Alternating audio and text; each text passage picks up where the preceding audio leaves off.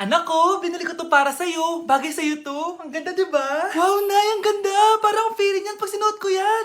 Sana may ganyan din ako kagandang damit kagaya ni ate.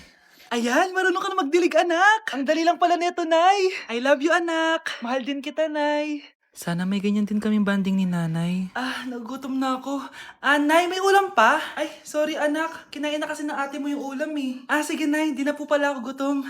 Sana pinagtitira din ako ni nanay ng ulam. Alam mo, Bes, favorite talaga ng nanay ko yung ate ko. Feel ko tuloy, ampun lang ako. Bes, what if hanapin mo yung birth certificate mo? Malay mo ampun ka lang talaga. Saan yung birth certificate ko? Kay ate to, May stage 4 cancer si ate. Oo, anak. May cancer ang ate mo. Anay! Kaya palagi nasa ate mo yung attention ko kasi ine-enjoy ko lang lahat ng oras na nabubuhay pa siya. Nay, sorry kung nagduda ako kung anak mo ba talaga ako. Ngayon, alam mo na, anak. Ano, Nay? May cancer ako? Kailan niyo ba lang sabihin sa akin to, ha? Anak! Kaya di ko sinasabi sa iyo kasi baka di mo kayanin. May cancer ako. Anak! Ate! Okay, class. Last 5 minutes. Hirap naman nito. Be, ano sagot sa number 10? Huwag ka mong sa akin, Samantha. Mapapagalitan tayo kay ma'am. Tamot mo naman. Ayaw mo akong pakopyahin na? Bilisan niyo, class. 1 minute na lang. Ma'am, nangangopya po si Scarlett sa akin, no? Apakasinungaling mo, Samantha. May nangangopya pala dito? Bagsak ka na sa akin, Scarlett. Apakasama talaga ng ugali mo, Samantha. Nay! Anak. Anyari sa'yo? Binagsak ako ng teacher ko. Naniwala kasi siya kay Samantha na nangopya daw ako. Totoo ba yun, Scarlett? Hindi, Nay. Siya talaga yung nangopya sa akin. Walang iya yan, Humanda siya sa akin. Tara, anak. A few moments later. Ma'am, bakit niyo po kami pinatawag dito? Kasi yung anak mo, sinungaling. Siya naman talaga yung nangopya kay Scarlett, eh. Hindi po totoo yan. Para malaman natin kung sino nagsasabi ng totoo sa inyong dalawa, mag-quiz na lang kayo ulit. Patay ako nito. Humanda ka ng mapahiya, Samantha. Okay, time's up. Pass your papers. Scarlett, naka-perfect ka. Yes, talino talaga ng anak ko. Samantha, wala kang tamang sagot. Ikaw talaga ang totoong nangungopya. Nakakahiya ka, Samantha. Humanda ka sa akin sa bahay. Tara! Huwag po, Nay. Anak, umagang-umaga cellphone agad hawak mo. Tignan mo ito napanood ko. Huwag mag-cellphone agad pagkagising mo sa umaga kasi pinapataas mo lang ang stress levels mo. Ano ba naman yan, Nay? Oh, doktor na may sabi, ha? Tigilan mo na yan.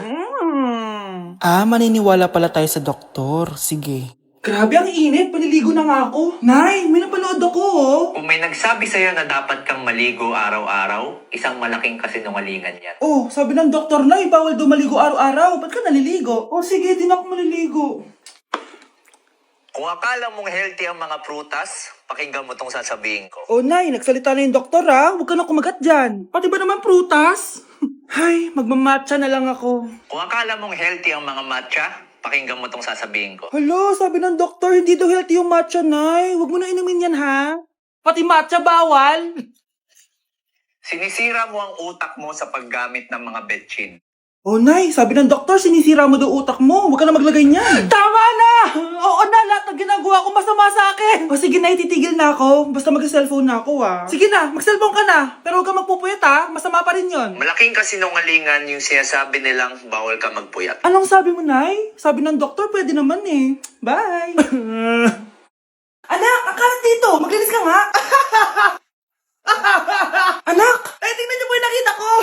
Tingnan mo. Yan! Diyan ka magaling! Puro cellphone! Buti pa yung anak ni Aling Susan, tumutulong sa bahay. Pero Nay, nakakatawa po kasi... sumasagot ka pa. Buti pa yung anak ni Aling Susan, hindi sumasagot. Sige po, Nay. A few moments later. Good news, Nay! 95 yung grade ko sa school. 95? Ba't ang baba? Buti pa yung anak ni Aling Susan, naka 99. Hindi ka kasi nag-aaral na maayos. Matutulog na lang ako. Yan! Diyan ka magaling! Natutulog ka na naman! Buti pa yung anak ni Aling Susan, hindi natutulog! Bumaba ka nga! Kakain na lang ako. Yan! Kumakain ka na naman! Wala ka lang ginawa kundi kumain! Buti pa yung anak... Tama na. Sumasagot ka pang bata ka, Buti pa yung... Buti pa si Aling Susan, masarap magluto ng ulam! Ikaw, itlog lang, wala pang lasa! Nagre-reklamo ka pa sa 95 ko grades? Ikaw, ano nakuha mo ng high school?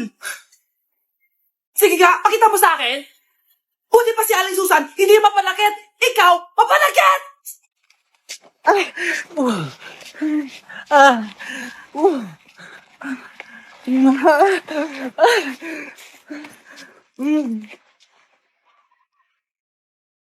anak, dadating na yung kapatid nyo galing ibang bansa!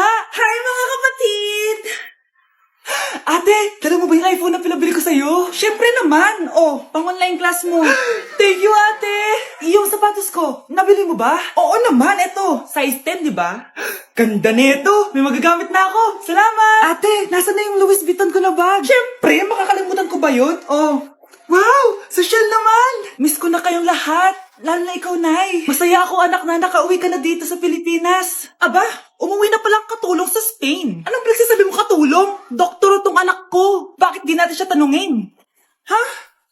Totoo ba yun, anak? Anay. Bakit ganti naman ng iPhone? May keypad. Ha? Mali ito. Bakit na nakalagay? Abibas.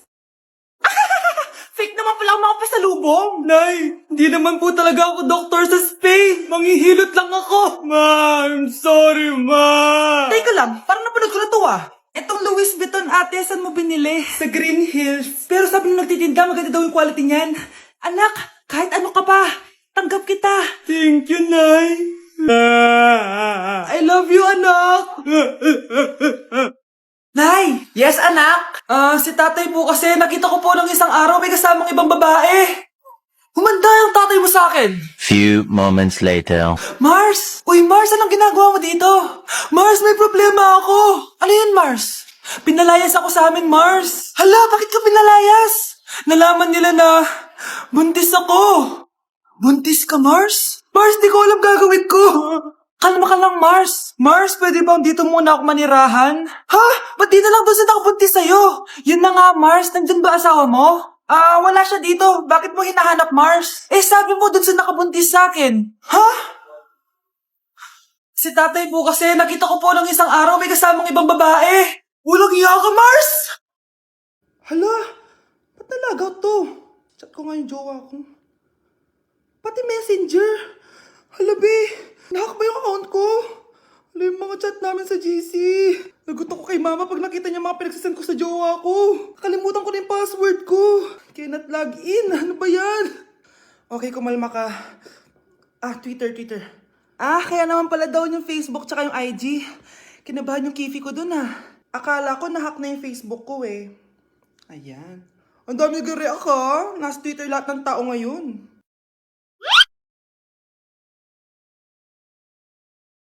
Anak! Yes po, Nay. Tignan mo nga yung CR natin. Parang may multo. Multo, Nay? Basic. May multo dito, Nay? Multo. Yun na yun? Hindi ka natakot? Hindi. Pangit mo. May kumakatok. Oh, takot na takot May multo kasi. Ha? Saan? Eh, di ikaw. Di ba ginost mo ako? Sino yan? Walang iya ka. Inagawan mo pa ako ng trabaho.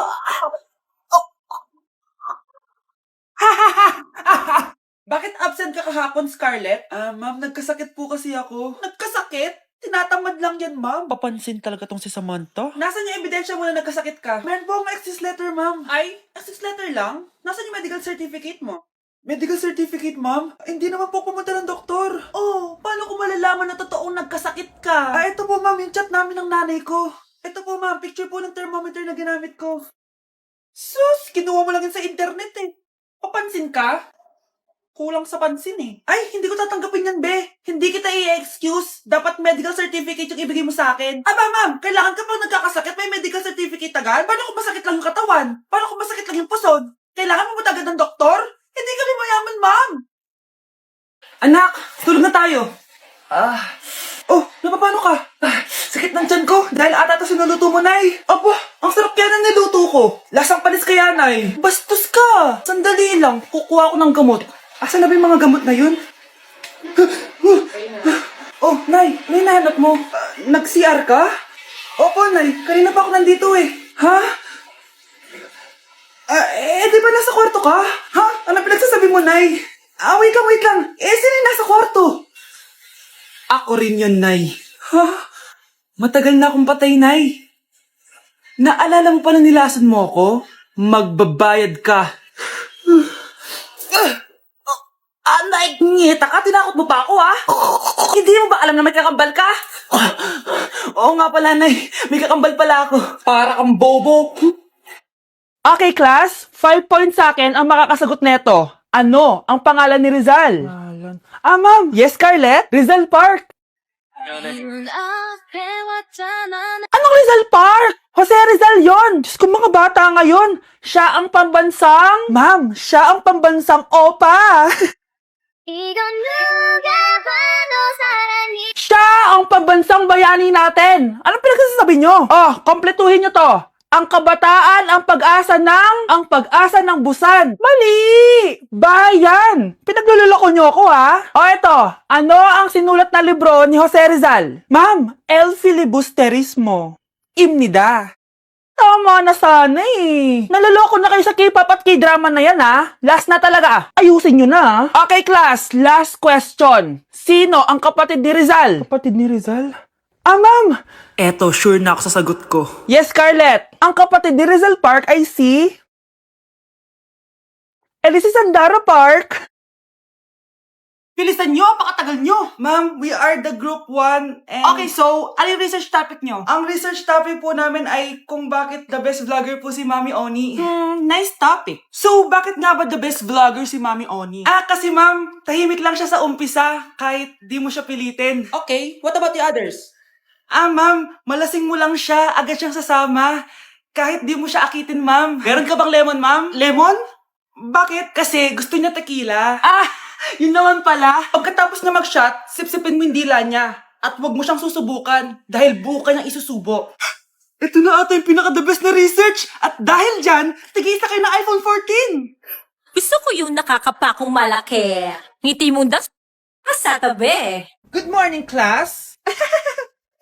Na-like ng kifi ko. Na-like ng deck ko. Aba, grabe na tong mga to. Ganyan na ba yung mga natututunan nyo ngayon? Sabi ko na nga ba walang magandang dulot yung TikTok na yan. Uso kasi to, ma'am. May bago na nga eh. Hay naku, Samantha, tigilan mo ako. Ano namang bago yan? Eto po, ma'am. Tuturuan ko kayo. Anong pinang-like mo, Samantha? Yung esophagus ko po, ma'am. Esophagus? Grabe yung talent nyo, ha? Ikaw naman, ma'am. Try mo din. Sige. Ma'am, mali po kayo. Ma'am, sumobra po kayo. Hindi na po esophagus yan. Bitukan na po yan.